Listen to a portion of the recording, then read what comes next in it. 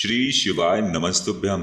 दोस्तों, आप सभी जानते होंगे कि इस बार सावन का दूसरा सोमवार है और इस दिन पड़ रही है सोमवार की अमावस्या, जिसे हम लोग सोमवती अमावस्या के नाम से जानते हैं। पूज्य गुरु जी कहते हैं कि साल में सिर्फ एक या दो मौके ही ऐसे होते हैं जब सोमवती अमावस्या की तिथि पड़ती है, और इस सावन के महीने में पड़ने वाली ये सोमवती अमावस्या आपके लिए बहुत ही लाभकारी होने वाली है।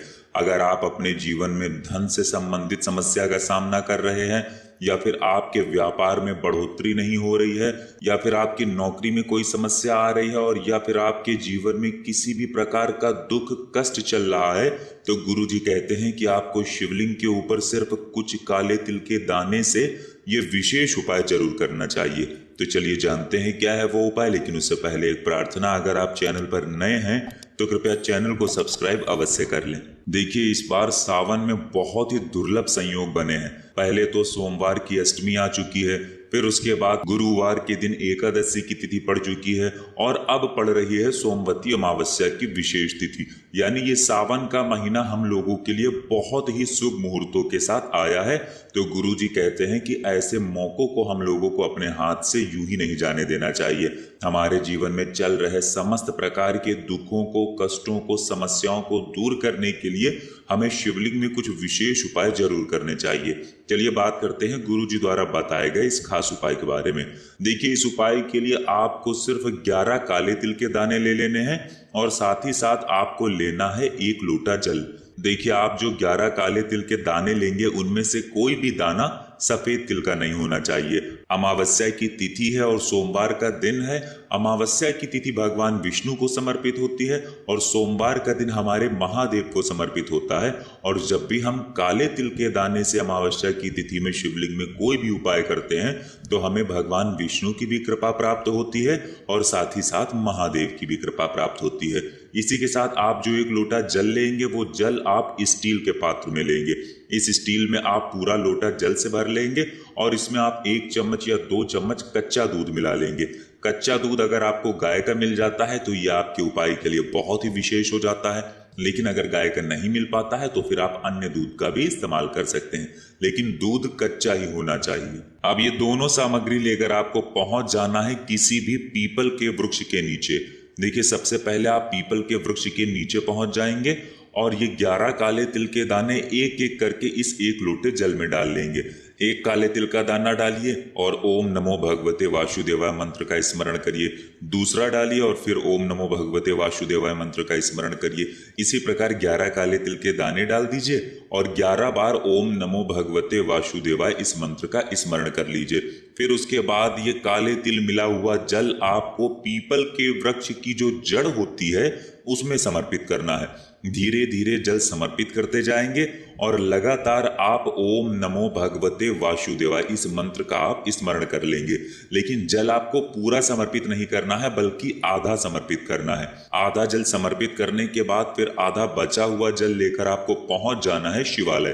पूज्य गुरु जी ने कहा कि ये उपाय आपको शाम के पहले कर लेना है। शाम को यानी सूर्यास्त के पहले आपको ये उपाय कर लेना है, सूर्यास्त के बाद आप नहीं करेंगे। देखिए, अब जो आधा लोटा जल बचा हुआ है वो आपको शिवलिंग के ऊपर धीरे धीरे समर्पित करते जाना है, और लगातार शिव महापुराण के मूल मंत्र श्री शिवाय नमस्तुभ्यम का स्मरण करते जाना है। गुरु जी कहते हैं जल आपको इतने धीरे समर्पित करना है कि आप जल समर्पित करते करते कम से कम 11 बार श्री शिवाय नमस्तुभ्यम मंत्र का जाप जरूर कर लें।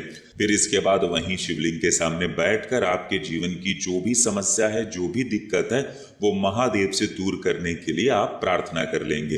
गुरु जी कहते हैं कि सोमवार के दिन पड़ने वाली अमावस्या की तिथि में, यानी सोमवती अमावस्या की तिथि में अगर हम ये विशेष उपाय करते हैं तो हमारे जीवन में इन सभी समस्याओं का अंत धीरे धीरे होना प्रारंभ हो जाता है। अब इसके बाद बात करते हैं पूज्य गुरु जी द्वारा बताए गए दूसरे खास उपाय के बारे में।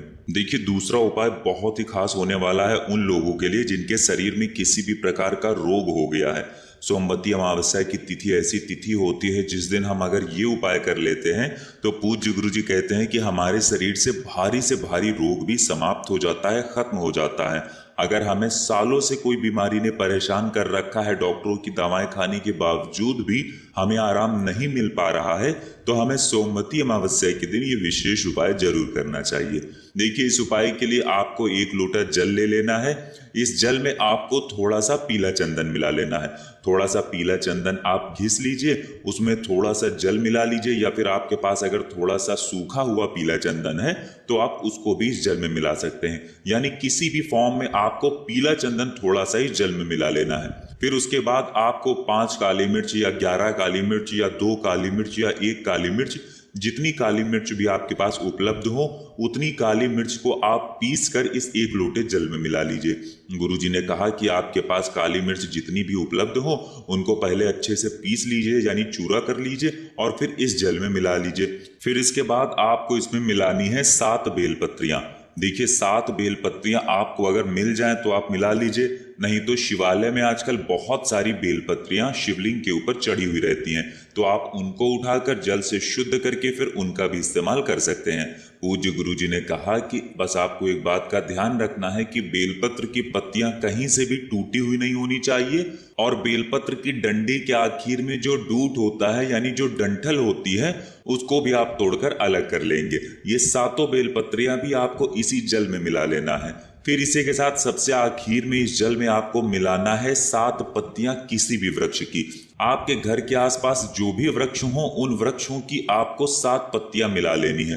देखिए अगर आपके घर के आसपास पीपल है, बरगद है, नीम है, या फिर बेलपत्र है, या शमी पत्र है, अकौड़े का पेड़ है, या फिर किसी भी प्रकार के वृक्ष आपको दिखाई पड़े, आपके घर के आसपास जो भी वृक्ष आपको दिखाई पड़े उनमें से 7 वृक्ष आप छांट लीजिए, और उन वृक्षों की 1-1 पत्ती तोड़कर, यानी 7 पत्तियां आपको 7 वृक्ष की लेकर इस जल में मिला लेना है। फिर ये पूरा जल आपका तैयार हो गया। अब ये जल आपको शिवलिंग के ऊपर समर्पित करना है। देखिए गुरुजी ने कहा कि सोमवती अमावस्या की तिथि बहुत ही कम संयोगों में बनती है, साल में सिर्फ 1 या 2 मौके ही ऐसे आते हैं, इसलिए आप बिल्कुल भी ये उपाय करने से नहीं चूकेंगे। आपकी किसी भी प्रकार की अगर मनोकामना है तो आप ये विशेष उपाय जरूर करेंगे। गुरुजी ने कहा कि आप प्रदोष काल में भी इस उपाय को कर सकते हैं या फिर पूरे दिन में किसी भी समय कर लीजिएगा। देखिए सबसे पहले आप एक कार्य करेंगे, जब ये सारी सामग्री इस जल में मिला लेंगे तो उसके बाद ये पूरा 1 लोटा जल आप अपने घर के हर एक कोने में लेकर घूम लेंगे, यानी आप अपने घर के हर एक कमरे में इस जल को लेकर घुमा लेंगे, और फिर जो व्यक्ति बहुत बीमार है उससे इस लोटे को स्पर्श करा देंगे, यानी टच करा देंगे। उस व्यक्ति से कह देंगे तो वो इस लोटे को टच कर लेगा। फिर उसके बाद ये जल लेकर आप पहुंच जाएंगे शिवालय, या फिर जो व्यक्ति बीमार है वो अगर स्वयं कर सकता है तो वो स्वयं पहुंच जाए शिवालय। शिवालय पहुंचकर धीरे धीरे आपको ये जल शिवलिंग के ऊपर पूरा समर्पित कर देना है, और लगातार शिव महापुराण के मूल मंत्र श्री शिवाय नमस्तुभ्यम का स्मरण करते जाना है।